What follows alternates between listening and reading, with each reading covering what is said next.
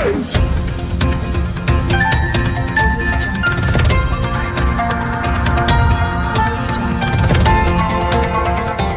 देख रहे हैं मगरा न्यूज राजस्थान, खबरें सबसे तेज। कोरोना वायरस के चलते बंद चल रहे दिल्ली के प्रतिष्ठित अक्षरधाम मंदिर के दोबारा खोलने का समय आ गया है। सरकार ने आदेश दिया है कि 13 अक्टूबर से कोविड-19 के नियम कायदों के साथ अक्षरधाम मंदिर फिर से खोलने की तैयारी में है। प्रदर्शनी हॉल बंद रहेगा, लेकिन भक्तों के लिए म्यूजिकल फाउंडेशन खुला रहेगा। शाम 5 बजे से 7 बजे के बीच से सीमित संख्या में लोगों को यहाँ पर प्रवेश दिया जाएगा। वहीं बुधवार को गृह मंत्रालय ने देश में 5वें चरण के लिए नए दिशा निर्देश जारी किए हैं। 5वें अनलॉक 5 के दिशा निर्देशों के तहत केंद्र ने 15 अक्टूबर 2020 के बाद कंटेनमेंट जोन के बाहर से 100 लोगों तक की गैदरिंग के साथ धार्मिक समारोह की यहाँ पर अनुमति दे दी है। इसी के साथ बंद स्थानों में से 200 व्यक्तियों की क्षमता वाले स्थान पर अधिकतम 50% की अनुमति ही दी जाएगी।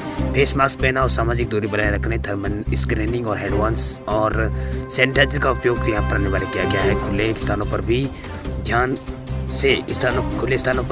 स्थान को ध्यान देखते हुए सामाजिक दूरी का सख्त पालन, अनिवार्य रूप से फेस मास्क पहने और थर्मल स्क्रीनिंग और हैंड वॉश और सैनिटाइजर जैसे अनिवार्य उपायों को ध्यान में रखते हुए अनुमति दी जाएगी।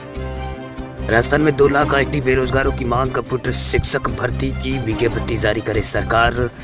सालों से कंप्यूटर शिक्षक भर्ती का इंतजार कर रहे करीब 2 लाख बेरोजगारों ने सरकार से जल्द ही भर्ती को लेकर विज्ञापन जारी करने के साथ ही सिलेबस जारी करने की मांग की है। मुख्यमंत्री अशोक गहलोत ने बजट घोषणा में कंप्यूटर केंद्र बनाकर जल्दी भर्ती निकालने की घोषणा की थी, लेकिन करीब 8 महीने बीत जाने के बाद भी भर्ती की घोषणा नहीं होने से यहां पर बेरोजगार निराश है। वहीं मुख्यमंत्री द्वारा घोषणा के बाद कंप्यूटर केंद्र तो बना दिया गया, साथ ही बीकानेर निदेशालय ने यहाँ पर प्रदेश में 14,701 स्कूलों में कंप्यूटर शिक्षकों की आवश्यकता की फाइल भी सरकार को भेजी है, लेकिन सरकार की ओर से इस फाइल को एक बार से फिर निदेशालय भेजकर मंथन का निर्देश यहाँ पर दिया गया है। वही कंप्यूटर शिक्षक भर्ती की मांग कर रहे बेरोजगार अब लगातार सरकार और प्रशासन के चक्कर काट रहे हैं। बेरोजगारों का कहना है कि प्रदेश में करीब 15,000 से ज्यादा स्कूलों में कंप्यूटर कक्ष स्थापित है। साथ ही सरकारी स्कूलों में कंप्यूटर एक अनिवार्य विषय है। ऐसे में मुख्यमंत्री ने बजट में तो घोषणा तो कर दी, लेकिन अभी विज्ञप्ति और पैटर्न जारी नहीं होने से बेरोजगार निराश है। ऐसे में कोरोना काल में चाहे भर्ती परीक्षा आयोजित हो, लेकिन अगर किसी भर्ती की विज्ञप्ति और सिलेबस भी जारी करता है तो 2 लाख IT बेरोजगार तैयारी इनको करना आसान होगा।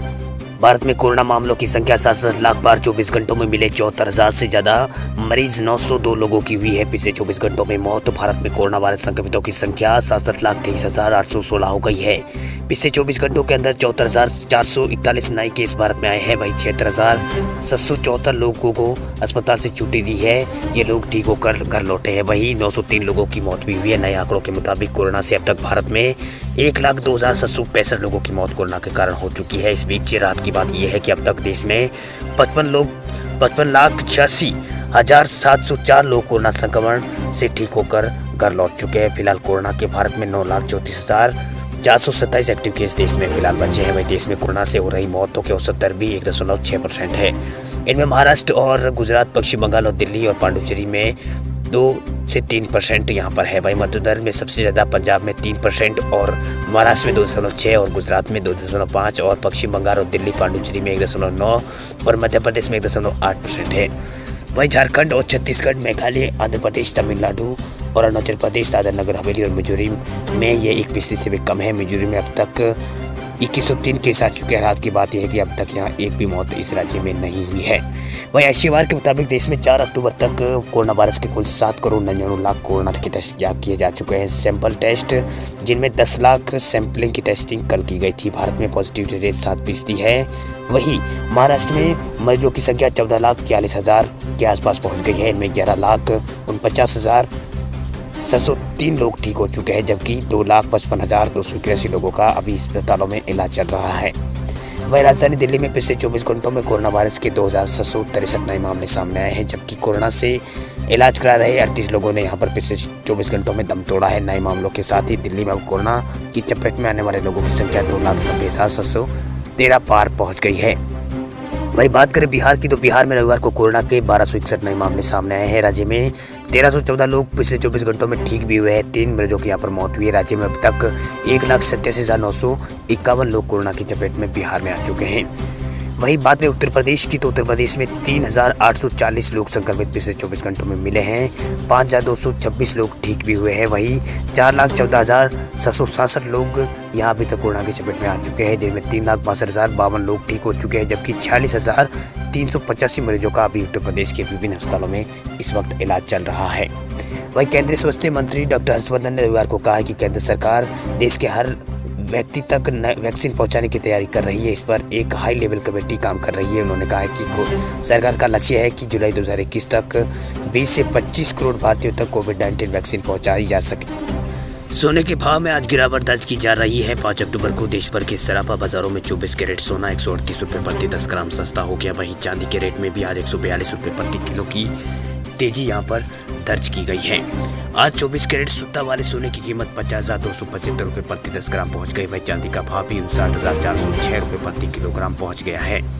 देश भर के सराफा बाजारों पर एक नज़र डालें तो Indian Boolean and jewellers association की वेबसाइट पर जारी किए गए रेट के मुताबिक आज 24 कैरेट शुद्ध वाले सोने की कीमत 50,275 रुपये प्रति 10 ग्राम पहुँच गई। वहीं 23 कैरेट वाले सोने की कीमत यहाँ पर 50,074 रुपये प्रति 10 ग्राम पहुँच गई है। वहीं 22 कैरेट वाले शुद्ध वाले सोने की कीमत यहाँ पर 40,052 हो गई है। वहीं 18 कैरेट वाले सोने की कीमत गिरकर ये 37,706 रुपये प्रति 10 ग्राम पहुँच गई। वहीं चांदी की कीमत भी 59,406 रुपये प्रति किलोग्राम पहुँच गई। आपको बता दें कि IBGA द्वारा जारी किए गए रेट देश भर में सर्वमान्य हैं। हालांकि इस वेबसाइट पर दिए गए रेट GST इसमें शामिल नहीं किया गया है। सोना खरीदते समय आप IGBA वेबसाइट का हवाला दे सकते हैं। वहीं हफ्ते के पहले दिन के कारोबार की शुरुआत कारोबार में घरेलू वायदा बाजारों में सोना चांदी की कीमतों में अच्छी खासी गिरावट देखी गई है।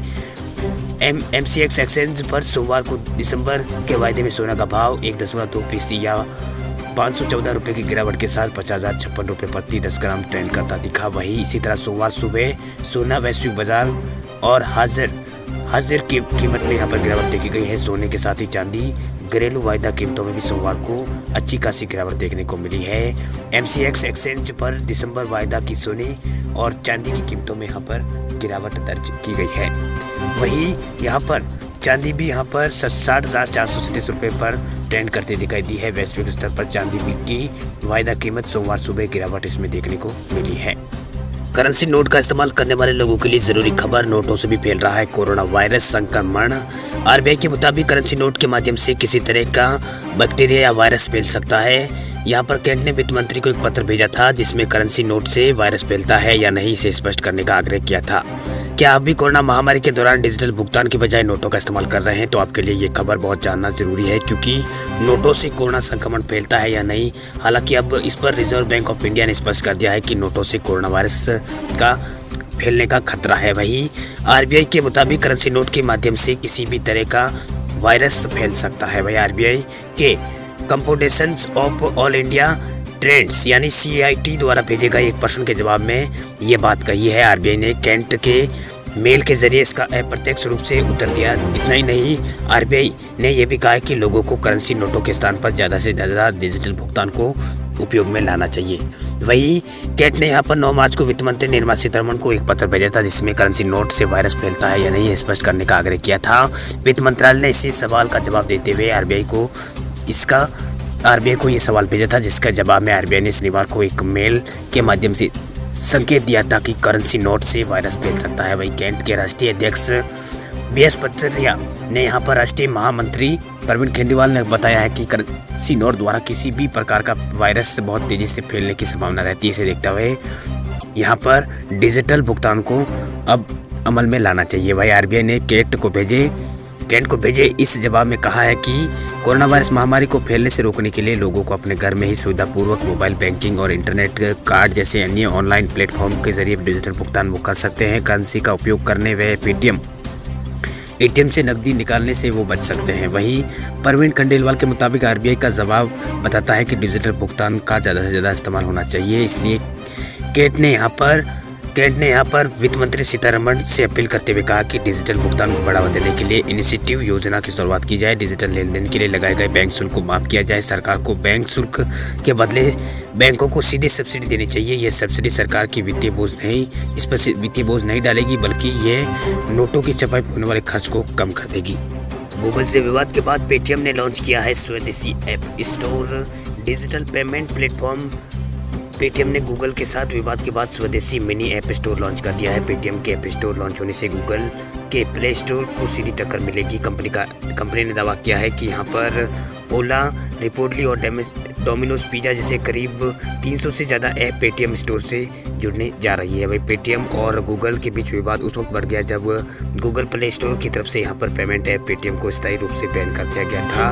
गूगल ने पेटीएम ऐप को बीते 18 सितंबर को गूगल प्ले स्टोर से नियमों का उल्लंघन और सट्टेबाजी और जुआ जैसी गतिविधियों को बढ़ाने का आरोप लगाया था। इसी तरह के आरोप में पेटीएम के बाद गूगल ने यहाँ पर फूड एग्रीगेटर प्लेटफॉर्म स्विगी और जोमेटो को भी नोटिस भेजा था। हालांकि अब तीनों ऐप से प्ले स्टोर पर इनकी वापसी हो गई है। भाई गूगल के साथ विवाद के बाद भारतीय ऐप डेवलपर्स को देसी प्ले स्टोर की जरूरत महसूस हुई। ऐसे में पेटीएम की तरफ से मिनी ऐप स्टोर लॉन्च किया गया है। पेटीएम के मुताबिक स्वदेशी मिनी ऐप स्टोर से भारतीय डेवलपर को यहाँ पर फायदा मिलेगा। साधारण शब्दों में कहें तो पेटीएम ऐप स्टोर में भारतीय ऐप डेवलपर को 30% कमीशन यहाँ पर नहीं देना होगा। साथ ही आसान परचेज गाइडलाइन का फायदा यहाँ पर इनको मिल पाएगा। आपको बता दें कि tech company Google play store ने ऐप परचेज से जुड़ी गाइडलाइन में बदलाव करने का ऐलान किया। इन बदलाव के बाद डेवलपर्स को किसी भी ऐप के परचेज करने पर कंपनी को 30% कमीशन देना होगा। इसी के साथ ही ज़्यादातर ऐप को डाउनलोड करने को लेकर सब्सक्रिप्शन खरीदने तक की गूगल की बिलिंग सेवा का इस्तेमाल यहाँ पर करना होगा। वही डेवलपर्स को ऐप परचेज करने पर कंपनी को 30% कमीशन देना होगा। वही ऐप डेवलपर्स को सितंबर 2021 से गूगल बिलिंग पेमेंट सिस्टम का उपयोग करना पड़ सकता है। इसका मतलब है कि ऐप डेवलपर्स को अपनी कमाई का 30% हिस्सा गूगल प्ले स्टोर को देना पड़ सकता है।